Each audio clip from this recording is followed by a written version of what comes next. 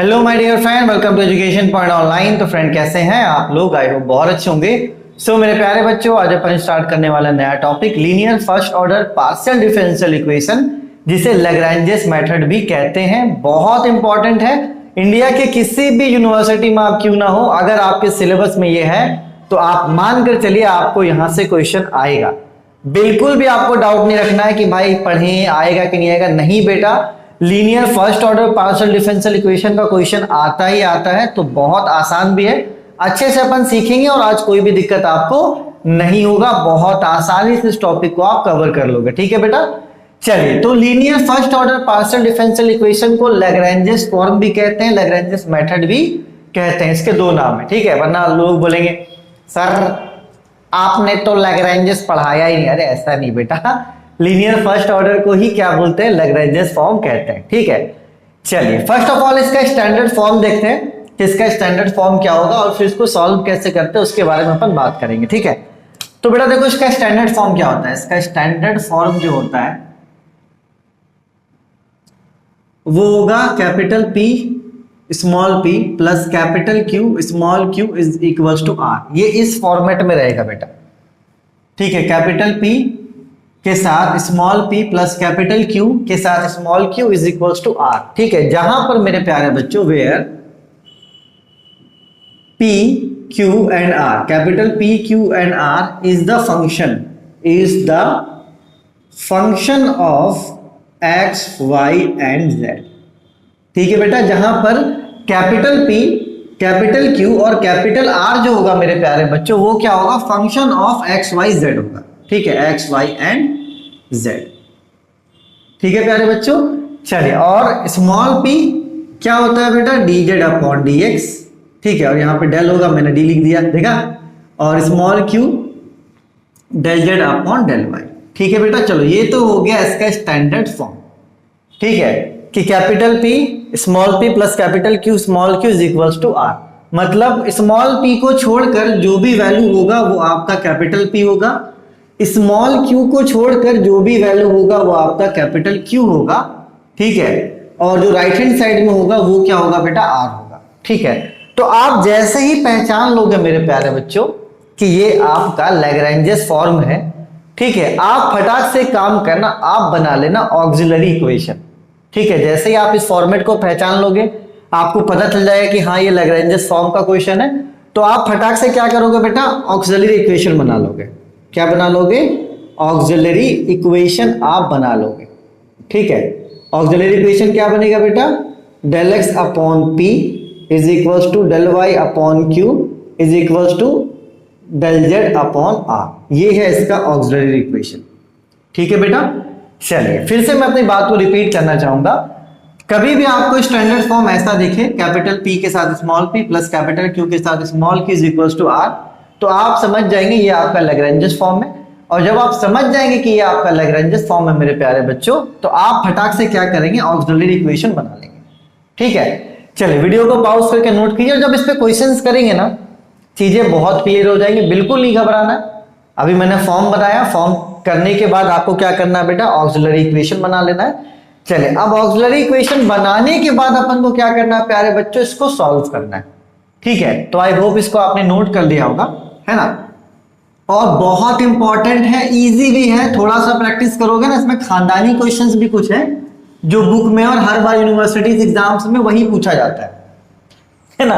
मतलब खानदानी क्वेश्चन से क्वेश्चंस रिपीट होते हैं। चलिए बेटा, आप क्या करोगे? ऑक्सिलरी इक्वेशन बना लोगे। dx upon p del y upon q और डेल z अपॉन r। ये आपने ऑक्सिलरी इक्वेशन बना लिया। ठीक है बेटा, चलो। तो इस वाले को मान लो आप 1, इस वाले को मान लो 2 और इस वाले को मान लो 3। तो बेटा इसको सॉल्व करने के 3 मेथड होते हैं।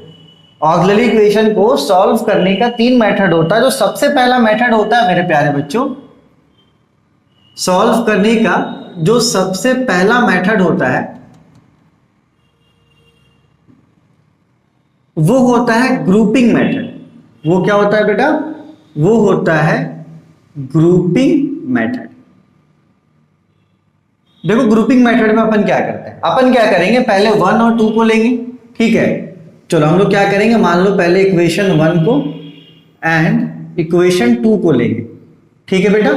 चलो तो ये हो जाएगा del x upon p is equal to del Y upon q, ठीक है बेटा। इसके बाद क्या करेंगे, इसको सॉल्व करेंगे। इसके बाद क्या करेंगे बेटा, इसको सॉल्व करेंगे तो जाहिर सी बात है हमें एक फंक्शन मिलेगा, ठीक है। आंसर ऐसा मिलेगा, function of X Y is equals to A, मतलब जो कांस्टेंट वैल्यू होगा ना उसे मानेंगे ए। ए यहाँ पर क्या है बेटा, ए यहाँ पर है कांस्टेंट, ठीक है। चलो उसके बाद ये तो मिला एक सॉल्यूशन, ये क्या मिला बेटा, ये मिला अपन को एक सॉल्यूशन। फिर अपन क्या करेंगे, पहले 1 और 2 को चूज किए थे, अब हमारे पास ऑप्शन है 2 और 3 को चूज करने का या तो 1 और 3 को। तो बेटा देखो चूज हम लोग उसी हिसाब से करेंगे जिस हिसाब से अपन को क्या लगे, सहूलियत लगे। अपन को लगेगा नहीं यार अपन चूज करके हो सकता है हम लोग फंस जाए, तो वैसा कोई भी वैल्यू हम लोग चूज नहीं करेंगे। जैसे कि मान लो 1 और 3 आपको कॉम्प्लेक्स लग रहा है कि नहीं यार 1 और 3 को लेंगे तो आंसर लाने में दिक्कत होगा, लेकिन आपको दिख रहा है कि 2 और 3 लेने से आपका आंसर आ जाएगा, तो आप यहां पर क्या लोगे, फिर से इक्वेशन 2 एंड इक्वेशन 3 ले लेना। मतलब वो आपके पास चॉइस है कि आप 3 तरीके से ले सकते हो, लेकिन आप वही 2 तरीका चूज करना जो आपको आसानी से बन जाए, ठीक है। चलिए तो आप टेक कर लोगे, जैसे तो ये हो जाएगा डेल वाई अपॉन क्यू, ये हो जाएगा फिर डेल जेड अपॉन आर, ठीक है। इसको सॉल्व करोगे तो इसका आंसर मिलेगा फंक्शन ऑफ वाई जेड के फॉर्म में मिलेगा, इज इक्वल्स टू कांस्टेंट मिलेगा बी। जो भी कांस्टेंट मिलेगा उसको क्या मानना है आपको, बी मान लेना है, ठीक है बेटा। चलिए तो फिर इसका आएगा कंप्लीट सॉल्यूशन, तो इसका कंप्लीट सॉल्यूशन जो होगा बेटा वो हो जाएगा आपका f A comma B is equals to 0, है ना। हाँ f A comma B is equals to 0, यही होगा इसका कंप्लीट सॉल्यूशन। ए और बी की वैल्यू यहाँ पे पुट कर देंगे, वही हमारा क्या होगा बेटा, कंप्लीट सॉल्यूशन होगा। फिर से मेरी बात को समझना, यहाँ पे 3 इक्वेशन है, 1 2 3, आपको कोई भी 2 को चूज करना अपने सहूलियत के हिसाब से एक बार में। जैसे कि पहले हमने चूज किया 1 और 2 को, चूज करने के बाद उसको सॉल्व कर दिया, इंटीग्रेट कर दिया, जो आंसर आ गया उसको कांस्टेंट माना। फिर हमने चूज किया 2 और 3 को, आप चाहो तो 1 और 3 को भी चूज कर सकते हो। ये हमारे पास एक ऑप्शन है कि हम लोग किसी को भी चूज कर सकते हैं, लेकिन अपने सहूलियत के हिसाब से। अब ये नहीं कि हमने चूज कर लिया बेटा अपन से सॉल्व ही नहीं हो पा रहा, ऐसा नहीं है मेरे प्यारे बच्चों, ठीक है। चलिए तो हमने इसको चूज किया, जो आंसर निकलेगा उसको बी कांस्टेंट मानेंगे, तो कंप्लीट सॉल्यूशन क्या हो जाएगा, F A comma B is equal to 0। तो इसी को बोलते हैं ग्रुपिंग मेथड। देखो जब क्वेश्चन करेंगे चीजें क्लियर होंगी, बिना क्वेश्चन की चीजें क्लियर नहीं होती, तो इसे कहते हैं मेरे प्यारे बच्चों ग्रुपिंग मेथड। जो बेसिकली जो सिंपल क्वेश्चंस होते हैं ना, जिसमें 2 वेरिएबल इन्वॉल्व होता है, उसको हम लोग यहाँ पर आसानी से क्या करते हैं, ग्रुपिंग मेथड से सॉल्व कर लेते हैं, ठीक है प्यारे बच्चों। चलो इसको नोट करो। तो ग्रुपिंग मेथड किसके लिए बेटा, ग्रुपिंग मेथड है जनरली किस पे वर्क करता है, ये आपके सिंपल प्रॉब्लम पे वर्क करता है। किस पे वर्क करता है बेटा, सिंपल जो प्रॉब्लम होते हैं उस पे वर्क करता है। अब यार सभी को पता है सिंपल चीजें तो उतनी होती नहीं है ना। आप सिंपल चीजें रहेंगे तो फिर कोई बात ही नहीं है। कॉम्प्लेक्सिटी जब आ जाती है, क्वेश्चन थोड़ा टेढ़ा हो जाता है, तो हम लोग वहां पर दूसरे मेथड का यूज करते हैं। ये मेथड आपका 1 है, इसको आप अच्छे से नोट कर लो। अब अपन बात करते हैं मेथड नंबर 2 का, ठीक है। चलिए वीडियो को पॉज करके नोट कर लीजिए, और जब क्वेश्चंस करेंगे ना बेटा तभी चीजें क्लियर होती हैं। वैसे सब हवा हवाई ही है ना, लेकिन जब क्वेश्चन करेंगे प्यारे बच्चों सब कुछ क्लियर हो जाएगा, घबराना बिल्कुल भी नहीं है, ठीक है। चलिए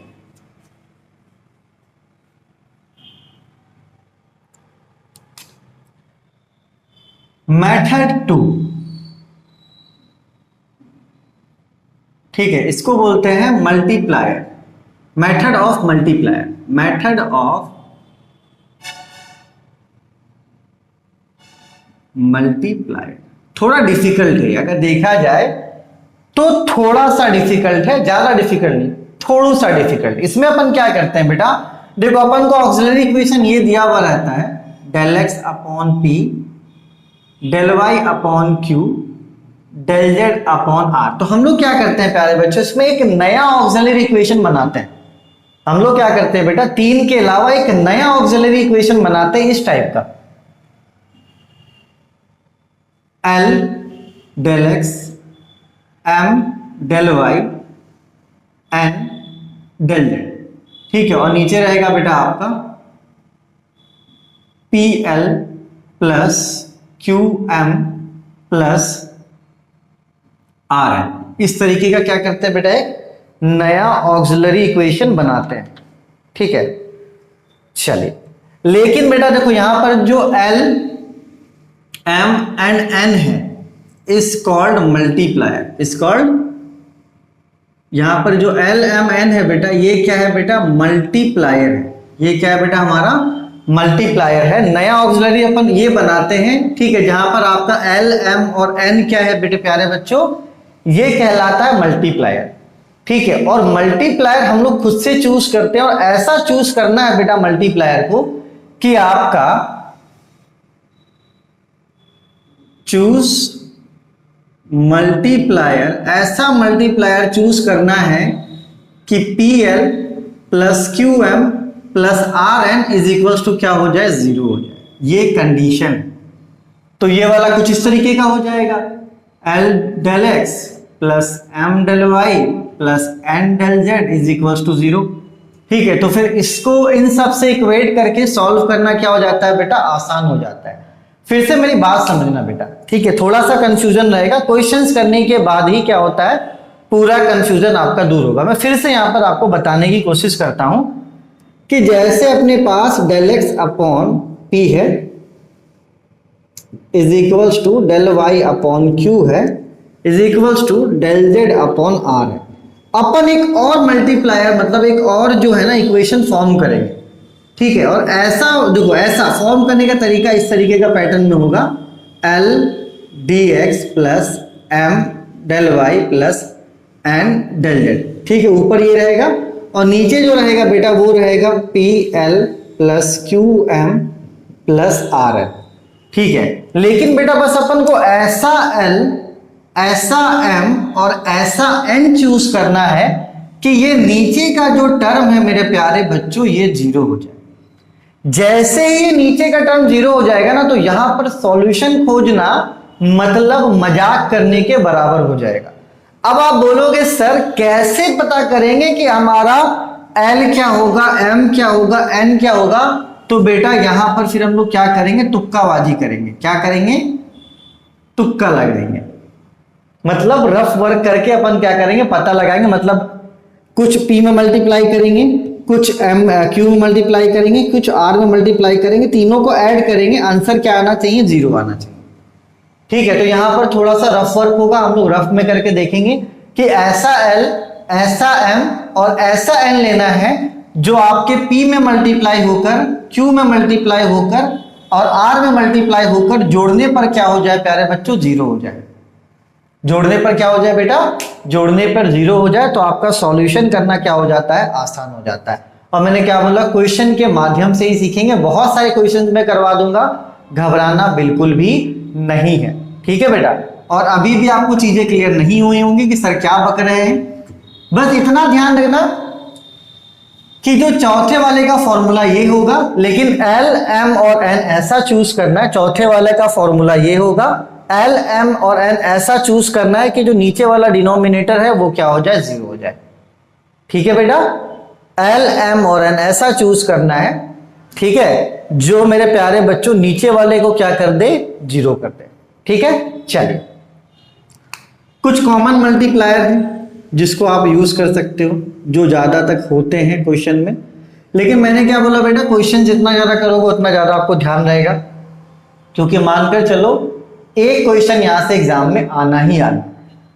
तो एक कॉमन मल्टीप्लायर आपका हो जाता है x, y, z, मतलब L की वैल्यू x, L की वैल्यू m, सॉरी L की वैल्यू y और n की वैल्यू z। दूसरा 1/x, 1/y, 1/z। एक तीसरा ले सकते हो आप 1 भी बहुत कॉमन है। चौथा 1/x², 1/y², 1/z²। ठीक है बेटा, चले, लेकिन कोई ठोस तरीका नहीं है इन मल्टीप्लायर को फाइंड आउट करने के लिए। अपन को तुक्का ही लगाना पड़ेगा। अपन को क्या करना पड़ेगा बेटा, तुक्का ही लगाना पड़ेगा। घबराओ मत, हो जाएगा। अभी अपन स्टार्ट कर रहे हैं ना, अभी आपको कुछ भी समझ में नहीं आ रहा होगा सर करना क्या चाहता है। ठीक है, चलिए, तो एक बार मल्टीप्लायर को सॉल्व करेंगे तो एक इक्वेशन आएगा, फिर मल्टीप्लायर को सॉल्व करेंगे तो फिर एक इक्वेशन आएगा। ठीक है, जैसे एक बार सॉल्व करेंगे तो मान के चलो फंक्शन ऑफ एक्स वाई आ गया, इसको मान लेंगे ए, फिर एक बार और मल्टीप्लायर चूज करेंगे, ठीक है, तो फिर फंक्शन ऑफ मान के चलो एक्स और जेड आ गया, उसको बी मानेंगे, तो फिर हमारा कंप्लीट सॉल्यूशन क्या हो जाएगा बेटा, हमारा कंप्लीट सॉल्यूशन हो जाएगा F A comma B is equals to 0।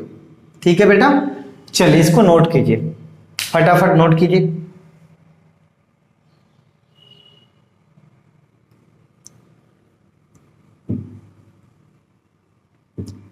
अब बात करते हैं तीसरे मेथड की। ठीक है, तीसरा मेथड की बात करते हैं, मेथड नंबर 3। ये मेथड बेटा यूज होगा आपका combination of 1 and 2, combination of 1 and 2।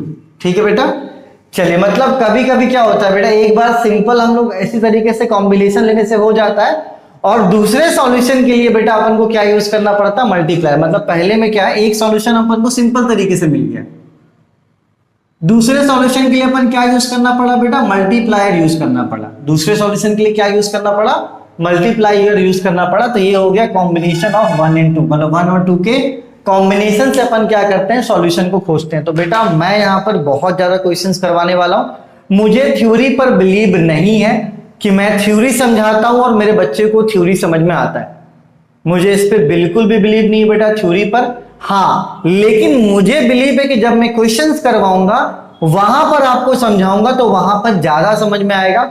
यहां पर ज्यादा बोलकर मैं कितना भी बोल लूं बेनिफिट नहीं होने वाला है बेटा। जब तक क्वेश्चंस नहीं लगाएंगे तब तक चीजें क्लियर नहीं होंगी, सब हवाबाजी है।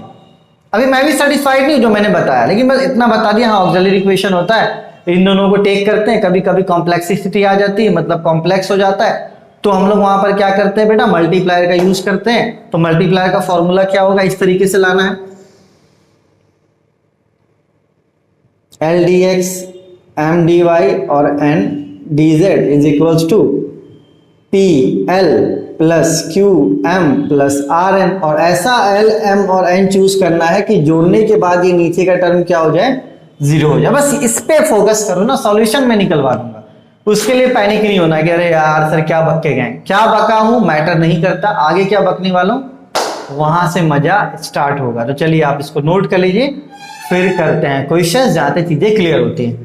नोटेड बच्चा पार्टी, नोट 8।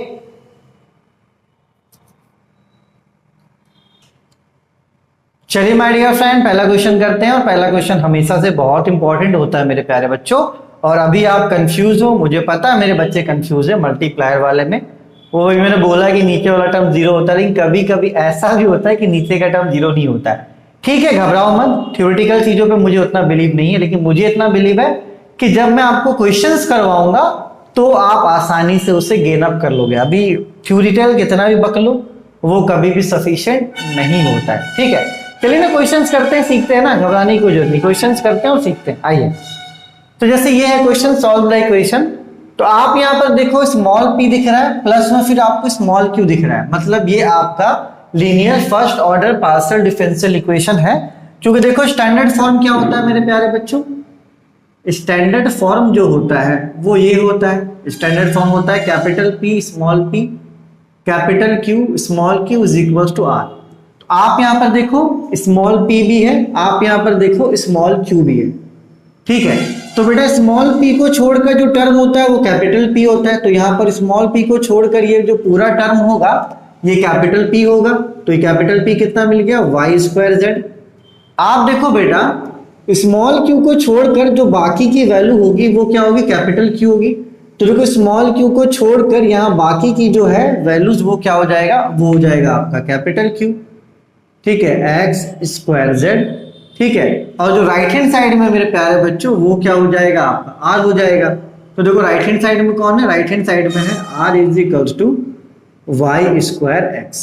ठीक है बेटा, चले तो यहाँ पे फॉर्म पहचानने में कोई ज्यादा दिक्कत नहीं होता बच्चों को, फॉर्म बहुत इजी है, देख लो। बस आपको देखना है कि स्टार्टिंग वाले टर्म में p और दूसरे वाले टर्म में आपको स्मॉल q दिख रहा है कि नहीं दिख रहा है।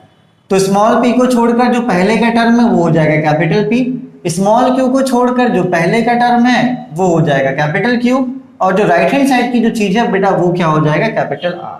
ठीक है, चलिए, जैसे आप कर लोगे मेरे प्यारे बच्चों, आप क्या करना, ऑक्सिलरी इक्वेशन बना लेना। आप क्या करना बेटा, ऑक्सिलरी इक्वेशन बना लेना। ठीक है, ऑक्सिलरी इक्वेशन क्या था मेरे प्यारे बच्चों, del x upon p, del Y upon q और डेल जेड अपॉन आर। ठीक है, चलो, तो डेल एक्स अपॉन पी की वैल्यू कितनी है बेटा, y square z, y square z. Del y, q का वैल्यू कितना है बेटा, क्यू का वैल्यू है एक्स स्क्वायर जेड। ठीक है, और आर का वैल्यू कितना है बेटा, वाई स्क्वायर एक्स। ठीक है बेटा, चलो ये बन गया हमारा ऑक्सिलरी इक्वेशन। ठीक है, इसको मान लो 1, इसको मान लो 2 और इसको मान लो 3। ठीक है प्यारे बच्चों, चलिए, तो ये बहुत आसानी से मेथड ऑफ ग्रुपिंग से हो जाएगा। देख लो यहाँ पर कोई भी नहीं है। अगर हम लोग फर्स्ट और सेकंड को चूज करते हैं तो यहाँ z और z कैंसिल हो जाएगा और आसानी से इंटीग्रेट करके आंसर निकाल पाएंगे। तो हम लोग यहाँ पर चूज करेंगे फर्स्ट एंड सेकंड। क्या चूज करेंगे बेटा, फर्स्ट एंड सेकंड चूज करेंगे। ठीक है, तो चलो फर्स्ट क्या है, del x upon Y square z, और सेकंड क्या है बेटा, del Y upon x square z. ठीक है बेटा, चलो जैसे आप फर्स्ट और सेकंड चूज करोगे, z से z क्या हो जाएगा आपका, कैंसिल हो जाएगा। z से z क्या हो जाएगा बेटा, कैंसिल हो जाएगा। तो ये बचेगा आपके पास del x upon Y square और इधर बचेगा del Y upon x square. चलो x स्क्वायर को उधर भेज दो, y स्क्वायर को उधर भेज दो, तो ये हो जाएगा x square del x, y square उधर जाकर क्या हो जाएगा, वाई स्क्वायर डेल वाई। ठीक है बेटा, चलिए इस वाले टर्म को बेटा इधर ले आएंगे, तो ये हो जाएगा एक्स स्क्वायर डेल एक्स और ये इधर आकर हो जाएगा minus y square del y is equals to 0। ठीक है बेटा, चलो आप क्या करेंगे, आप करेंगे इंटीग्रेट बोथ साइड। तो integration of x square del x minus integration of y square del y is equals to 0। चलो बेटा, तो एक्स स्क्वायर का इंटीग्रेशन क्या हो जाएगा, ये हो जाएगा x cube upon 3, y square का क्या हो जाएगा, वाई क्यूब अपॉन 3। फॉर्मूला पता है ना, एक्स का पावर n+1 अपॉन n+1 और यहाँ पर कांस्टेंट आ जाएगा c। ठीक है, चलो यहाँ पर एलसीएम ले लो, तो एलसीएम हो जाएगा आपका 3, तो ये हो जाएगा ऐसा इज इक्वल्स टू c, 3 को उधर भेज दो, तो x cube minus y cube is equals to 3c। ठीक है, इज इक्वल्स टू 3c। आप यहाँ पर क्या करो, 3c को मान लो a, क्योंकि ये 3c क्या है आपका कांस्टेंट ही है, 3 भी कांस्टेंट है, c भी क्या है कांस्टेंट है, दोनों मल्टीप्लाई होकर कांस्टेंट ही मिलेगा, तो आप 3c को a मान लो। तो यहाँ पर आपका x cube minus y cube is equals to क्या हो गया आपका a हो गया। ठीक है बेटा, देख लो कोई भी ऐसा स्टेप नहीं है जो आपको क्या करे मेरे प्यारे बच्चों, परेशान करे, बहुत ईजी है। ठीक है, चलो आप इसको नोट कर लो फटाफट, देख लो 3 भी कांस्टेंट है, c भी कांस्टेंट है, दोनों कांस्टेंट मल्टीप्लाई होगा तो कांस्टेंट ही देगा, इसलिए 3c को हमने क्या मान लिया, a मान लिया है। चलिए फटाफट नोट कर लीजिए वीडियो को पॉज करके। तो यहाँ से अपन को a का वैल्यू मिल गया, मैं यहाँ पर नोट कर लेता हूँ, a is equals to x cube minus y cube. ठीक है बेटा, चलो ये तो एक सॉल्यूशन निकला है, अपन को एक और सॉल्यूशन निकालना है, तो उसके लिए क्या करेंगे मेरे प्यारे बच्चों, अब आप देख लो क्या चूज करना है आपको, वो तो आपके ऊपर डिपेंड करता है कि आपको क्या चूज करना है। जो आपको अच्छा लगे आप वो चूज कर सकते हो, कोई भी दिक्कत वाली बात आपको नहीं होगी इसमें है ना। चलो किसको चूज करोगे आप,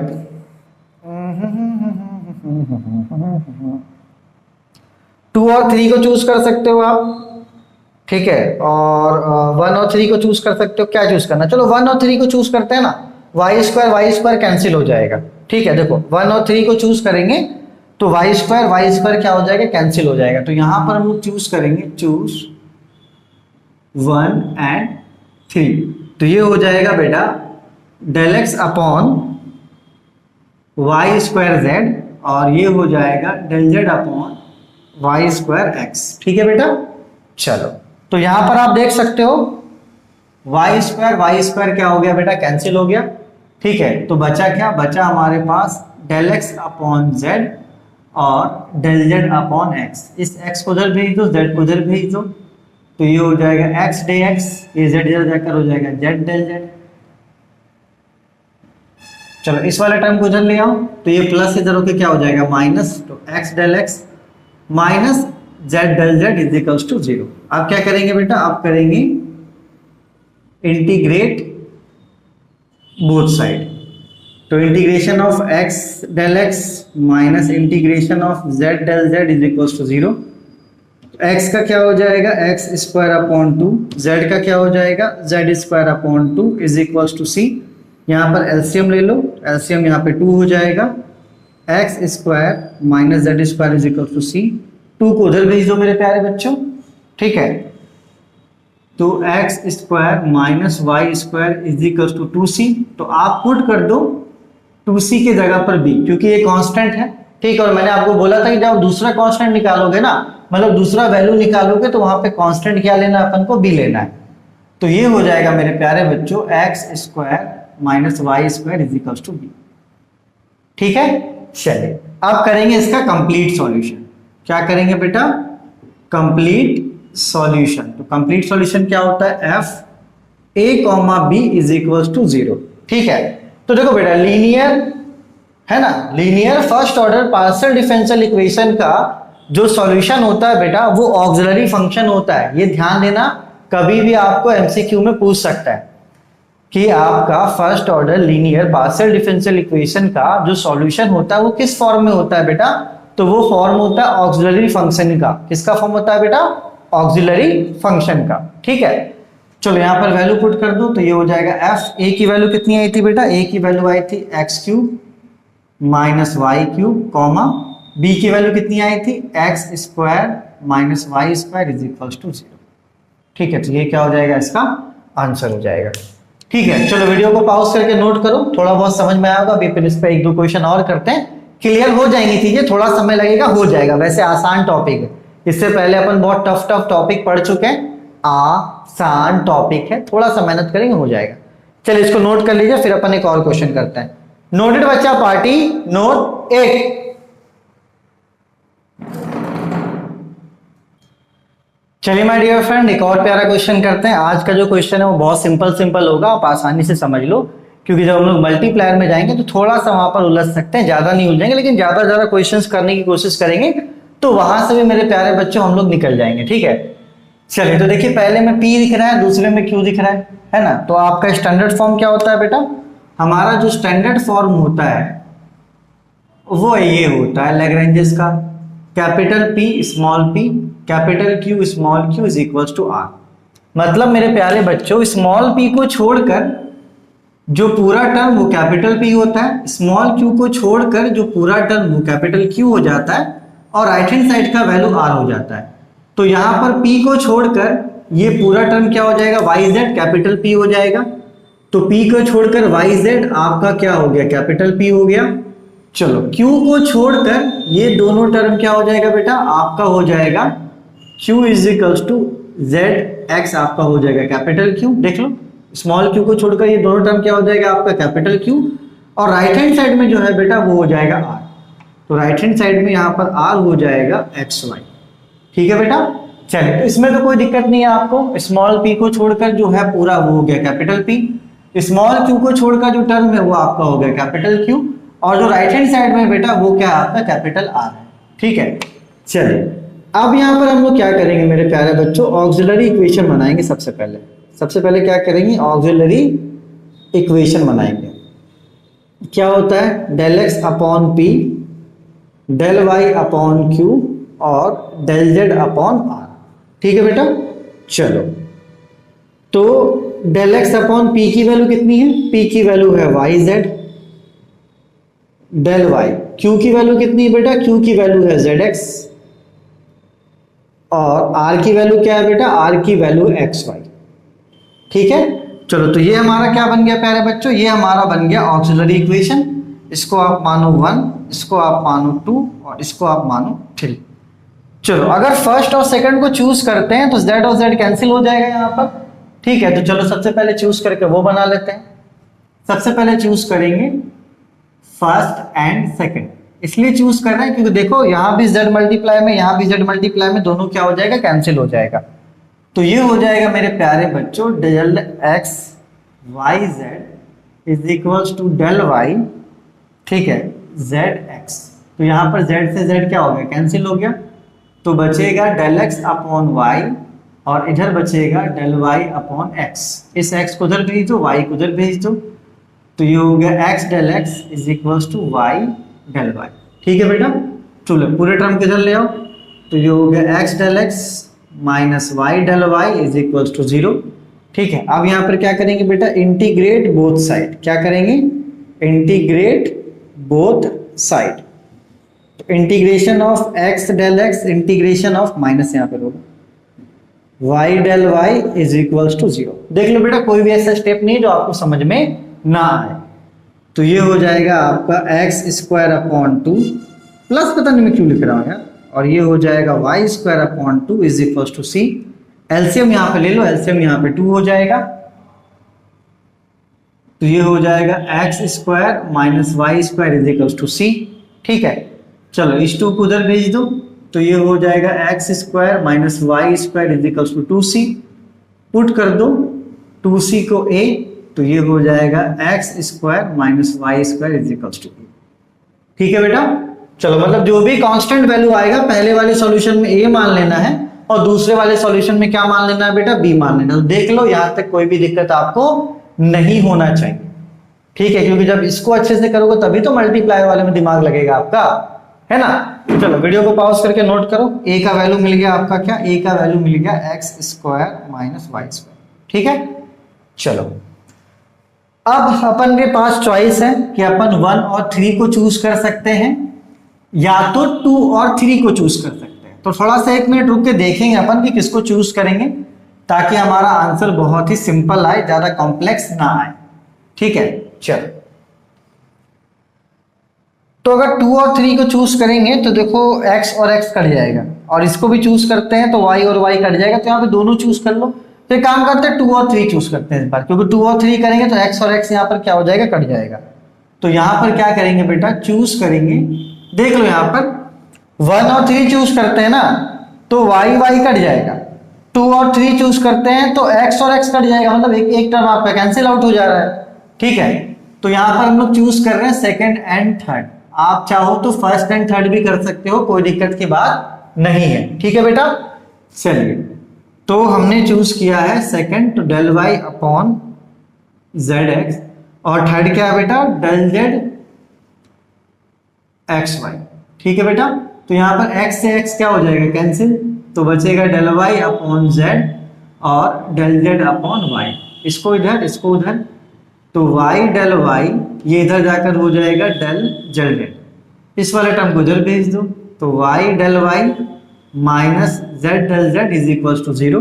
अब क्या करेंगे बेटा, अब कर देंगे इंटीग्रेट बोथ साइड, तो integration of y del y minus integration of z del z is equals to 0। तो y का इंटीग्रेशन क्या हो जाएगा, y स्क्वायर अपॉन 2, z का इंटीग्रेशन हो जाएगा z square upon 2 is equals to c। दोनों को ले लो एलसीएम, तो ये हो जाएगा y square minus Z square is equals to c। 2 को इधर भेज दो, देख लो बेटा एलसीएम 2 लोगे तो वही हो जाएगा y square minus Z square. चलिए बेटा, तो ये इधर जाके हो जाएगा y square minus Z square upon 2 is equals to c। ठीक है, 2 को क्रॉस में इधर भेज दो, तो y square minus Z square is equals to 2c। यहाँ पर अपन पुट कर देंगे 2c को b पुट कर देंगे, तो ये हो जाएगा y square minus Z square is equals to b। ठीक है बेटा, चलो 2 को जब भेजो, जो भी आपका कांस्टेंट के साथ मल्टीप्लाई होगा वो भी कांस्टेंट ही हो जाएगा 2। तो 2c को हम लोग यहाँ पर क्या ले लेंगे बेटा, b ले लेंगे, तो ये हमारा b का क्या हो गया, वैल्यू निकल गया। चलो अब इसका क्या करेंगे, कंप्लीट सॉल्यूशन लिखेंगे। कंप्लीट सॉल्यूशन क्या होता है बेटा, f a comma b is equals to 0। चलो तो एफ a का वैल्यू कितना आया था बेटा, a का वैल्यू आया था x square minus y square, और b का y square minus Z square is equals to 0। ठीक है बेटा, बहुत आसान है सर। इससे पहले मैंने आपको इसका सॉल्यूशन क्या बताया था, फिर से समझना। लीनियर पार्शियल डिफरेंशियल इक्वेशन का जो सॉल्यूशन होता है वो आर्बिट्रेरी फंक्शन होता है। सर इससे पहले मैंने पार्शियल फंक्शन बोल दिया था, तो एक बार ध्यान से देख लेना। इसका जो सॉल्यूशन होता है ना, इस किस फॉर्मेट में होता है बेटा, आर्बिट्रेरी फंक्शन के फॉर्म में होता है। तो हो सकता है ये आपके एग्जाम में आ जाए, और शायद इससे पहले भी शायद मैंने आर्बिट्रेरी फंक्शन ही कहा होगा, लेकिन मुझे लग रहा है कि मैंने पार्शियल कह दिया। चलो कोई बात नहीं, कुछ भी कहा हो बेटा, कौन सिखा, अगर सॉल्यूशन होता है वो क्या होता है, आर्बिट्रेरी फंक्शन होता है। तो चलो इसको नोट करो, एक और क्वेश्चन करते हैं। इस टॉपिक में मैं आपको मास्टर बना दूंगा, घबराने की जरूरत बिल्कुल भी नहीं है, ठीक है बेटा। चलो इसको नोट करो, नोटेड बच्चा पार्टी, नोट एक। चलिए माय डियर फ्रेंड, एक और प्यारा क्वेश्चन करते हैं, यहां से आपका कंसेप्ट और क्लियर होगा। इस टॉपिक में मैं आपको हीरो बनाऊंगा, टेंशन बिल्कुल भी लेने की जरूरत नहीं। क्वेश्चन देखो, पहले वाले में P दिख रहा है, दूसरे वाले में आपको Q दिख रहा है ना। तो स्टैंडर्ड फॉर्म क्या होता है बेटा, स्टैंडर्ड फॉर्म जो होता है हमारा, स्टैंडर्ड फॉर्म जो होता है मेरे प्यारे बच्चों, वो क्या होता है, capital P small p capital Q small q is equal to R। तो स्मॉल p को छोड़कर जो होता है वो होता है कैपिटल P, स्मॉल q को छोड़कर जो होता है वो होता है कैपिटल Q, और राइट हैंड साइड में जो होता है वो होता है R। तो यहाँ पर स्मॉल p पहले लिखा हुआ, कोई बात नहीं, तो स्मॉल p को छोड़कर ये जो हमारा 10x है, ठीक है, ये आपका हो जाएगा कैपिटल P। चलो, और यहाँ पर q को छोड़कर, स्मॉल q को छोड़कर ये हो जाएगा आपका कैपिटल Q, ये आपका हो जाएगा 10y, है ना। और जो राइट हैंड साइड है वो हो जाएगा आपका 10z, ठीक है बेटा। चलो, तो मतलब p को छोड़कर जो टर्म है वो हो जाएगा 10x, स्मॉल q को छोड़कर जो टर्म है वो आपका हो जाएगा 10y, और जो राइट हैंड साइड का जो टर्म है वो हो जाएगा आपका 10z, ठीक है। चलो, तो यहां पर हम लोग क्या करेंगे, ऑक्सिलरी इक्वेशन लिखेंगे। सबसे पहले क्या होता है बेटा auxiliary equation, del x upon p, del Y upon q, del Z upon में आर, ठीक है।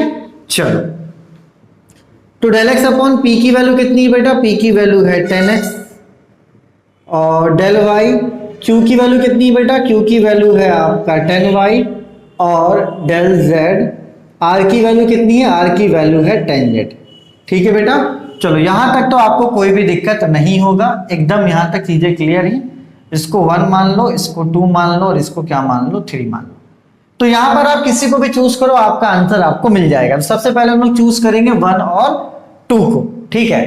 चलो, तो सबसे पहले हम लोग चूज करते हैं 1 एंड 2 को। तो 1 एंड 2 क्या है बेटा, del x upon 10x, del Y upon 10y। अब यार यहां तो क्रॉस में मल्टीप्लाई होगा नहीं, क्योंकि यहां पर डेल एक्स है तो इसके साथ x का फंक्शन है, यहां पर डेल वाई है तो y का फंक्शन है। तो बेटा इसको इस तरीके से लिख सकते हैं 1 अपॉन 10x डेल x और 1 अपॉन 10y डेल y, है ना, क्योंकि यहां पर क्रॉस मल्टीप्लाई नहीं करेंगे, क्योंकि dx के साथ देख लो x वाला फंक्शन लेफ्ट हैंड साइड में ही है, और dy के साथ y वाला जो फंक्शन है वो भी कहां पर है बेटा, आपका लेफ्ट हैंड साइड में ही है, मतलब राइट हैंड साइड अपने साथ ही है, कहीं ऐसा नहीं है कि इधर उधर है। चलो, डेल एक्स के साथ x वाला फंक्शन है, डेल वाई के साथ y वाला फंक्शन, तो यहाँ पर क्रॉस में कुछ भी नहीं करना अपन को, ठीक है। तो देखो बेटा, आपने क्लास 10 में फॉर्मूला पढ़ा होगा, 1 upon 10x is equal to हो जाता है cot x। तो 1 अपॉन 10x को लिख सकते हैं cot x, तो ये हो जाएगा cot x डेल x, और ये आपका हो जाएगा cot y डेल y, क्योंकि 1 अपॉन 10y क्या हो जाएगा आपका, cot y हो जाएगा। चलो, इस वाले टर्म को इधर भेज दो, तो ये हो जाएगा cot x del x minus cot y del y is equal to 0। आप क्या करेंगे बेटा, इंटीग्रेट कर सकते हैं आप, कोई दिक्कत की बात नहीं है, इंटीग्रेट बोथ साइड, ठीक है। तो integration cot x del x integration cot y del y is equal to 0, ठीक है। तो cot का क्या होता है बेटा, इंटीग्रेशन log sin x होता है सर, cot का इंटीग्रेशन log sin x होता है, तो cot का log sin x होता है, तो ये हो जाएगा log sin x माइनस ये वाला हो जाएगा log sin y, क्योंकि cot y का क्या हो जाएगा log sin y, तो यहाँ पे कांस्टेंट भी हो जाएगा log c, ठीक है मेरे प्यारे बच्चों। देख लो, यहाँ पर कोई भी कंफ्यूजन नहीं होना चाहिए आपको। इसको हमने लिखा 1 अपॉन 10x, इस वाले को लिखा 1 अपॉन 10y। 1 अपॉन 10 क्या होता है cot, तो ये हो गया आपका cot x, ये आपका हो गया cot y। इसको इधर भेज दिए, प्लस था, इधर आके क्या हो गया, माइनस हो गया। इंटीग्रेट किए मेरे प्यारे बच्चों, तो cot x का इंटीग्रेशन होता है log sin x, तो cot x का हो गया log sin x। cot y का इंटीग्रेशन क्या हो जाएगा, log sin y, ठीक है बेटा। चलो, अब यहां पर एक फॉर्मूला लग जाएगा log a minus log b का, क्या होता है log a अपॉन b, ठीक है। तो इसको हम लोग जब आगे सॉल्व करेंगे तो ये हो जाएगा log sin x upon sin y is equal to log c। देख लो बेटा, log a minus log b is equal to log a upon b। log से log क्या हो जाएगा, कैंसिल। तो ये हो जाएगा आपका sin x upon sin y is equal to c। c को यहां पर क्या मानेंगे बेटा, कांस्टेंट को यहां पर हम लोग a मानते हैं, तो c को यहां पर a मान लेंगे। तो sin x upon sin y is equal to a। ठीक है मेरे प्यारे बच्चों, चलिए आई होप यहां तक आपको समझ में आ गया होगा। यहां तो बहुत सिंपल क्वेश्चन है, इसको आप लोग नोट कर लीजिए। ठीक है, a is equal to sin x sin y। ठीक है, चलो ये तो हो गया। अब यार यहां पर 1 और 2 को चूज कर चुके हैं, अब 1 और 3 को चूज कर सकते हैं, या तो 1 और या तो 2 और 3 को चूज कर सकते हैं। तो यहां पर कुछ भी चूज करेंगे, आंसर हमारा बहुत आसानी से निकल जाएगा। ठीक है, तो हम लोग यहाँ पे चलो कुछ भी अपन क्या करते हैं प्यारे बच्चों, चूज करते हैं। तो यहाँ पे 2 और 3 को चूज कर लेते हैं, कोई दिक्कत की बात नहीं। 1 और 3 भी करोगे तो कोई दिक्कत की बात नहीं है। तो चलो यहाँ पे चूज कर रहे हूं मैं 2 और 3 को। आप 1 और 3 को भी चूज करेंगे तो कोई दिक्कत की बात नहीं है मेरे प्यारे बच्चों। ठीक है, चलो तो 2 कितना है, del y upon tan y, और ये कितना है, del z upon tan z। ठीक है, चलो del y के साथ y वाला टर्म है, del z के साथ z वाला टर्म है, मतलब यहां पर कुछ भी क्रॉस में नहीं होगा। ठीक है बेटा, तो इसको हम लोग लिख सकते हैं 1 upon tan y del y, और इसको लिख सकते हैं 1 upon tan z del z। ठीक है बेटा, चलो तो 1 अपॉन tan y आपका क्या हो जाता है मेरे प्यारे बच्चों, ये हो जाएगा cot y, है ना। तो चलो 1 अपॉन tan y क्या हो जाएगा, आपका हो जाएगा cot y del y, और 1 अपॉन tan z क्या हो जाएगा, cot z del z, क्योंकि आपको पता है 1 अपॉन tan क्या होता है, cot होता है। तो 1 अपॉन tan y हो गया cot y, 1 upon tan z हो गया cot z। इस वाले को उधर भेज दो, तो ये हो जाएगा cot y del y minus cot z del z is equal to 0। ठीक है बेटा, चलो आप क्या करेंगे, आप करेंगे इंटीग्रेट बोथ साइड। तो integration cot y del y integration cot z del z is equal to 0। ठीक है बेटा, चलो तो cot y का क्या हो जाएगा, log sin y, क्योंकि cot x का होता है log sin x, तो cot y का हो जाएगा log sin y, minus cot z का हो जाएगा log sin z is equal to, यहां पर कांस्टेंट भी क्या आएगा, log के फॉर्म में आएगा। ठीक है बेटा, चलो log a minus log b क्या होता है, log a अपॉन b, तो ये हो जाएगा log sin y upon sin z is equal to log c। ठीक है बेटा, चलो log a minus log b log a upon b। ठीक है, तो log से log यहां क्या हो जाएगा, कैंसिल हो जाएगा, तो sin y upon sin z is equal to c, तो यहां पर पुट कर देंगे c is equal to b, तो ये हो जाएगा sin y upon sin z is equal to b। ठीक है मेरे प्यारे बच्चों, चलो तो अब यहां पर हम लोग कंप्लीट सॉल्यूशन में लिख सकते हैं। तो कंप्लीट सॉल्यूशन क्या हो जाएगा, कंप्लीट सॉल्यूशन हो जाएगा F A comma B is equal to 0। तो एफ ए बेटा कितना है आपका, ए है sine x upon sine y, comma B कितना है, बी है आपका sine y upon sine z is equal to 0। ठीक है मेरे प्यारे बच्चों, चलिए आई होप आपको थोड़ा बहुत कॉन्फिडेंट आया होगा, मेथड ऑफ ग्रुपिंग आपको थोड़ा बहुत समझ में आया होगा मेरे प्यारे बच्चों। दिक्कत की बात नहीं है, घबराना नहीं है, इजी टॉपिक है, ये पूरा चैप्टर इजी है, क्योंकि यहाँ पर कैलकुलेशंस उतने कॉम्प्लेक्स नहीं है। थोड़ा सा दिमाग लगाओगे ना मल्टीप्लायर में, वो भी बनेगा। इतना क्वेश्चंस करवा दूंगा मल्टीप्लायर के कि सपने में भी मल्टीप्लायर ही आएगा, तो घबराना नहीं है बेटा, क्वेश्चंस करवाएंगे, ज्यादा क्वेश्चंस करवा देंगे, ताकि जो मल्टीप्लायर का जो खौफ एक बच्चों के मन में होता है वो दूर हो जाए। तब तक अपने और अपनों का खूब ख्याल रखिए, यहाँ तक आप अच्छे से पढ़िए, फिर अपन मिलता है अगले क्लास में। अभी यहाँ पे 3-4 क्लास यही चलेगा, तो घबराना नहीं है, आज नहीं तो कल, कल नहीं तो परसों समझ में आ ही जाएगा। तब तक के लिए take care, bye bye, Tata.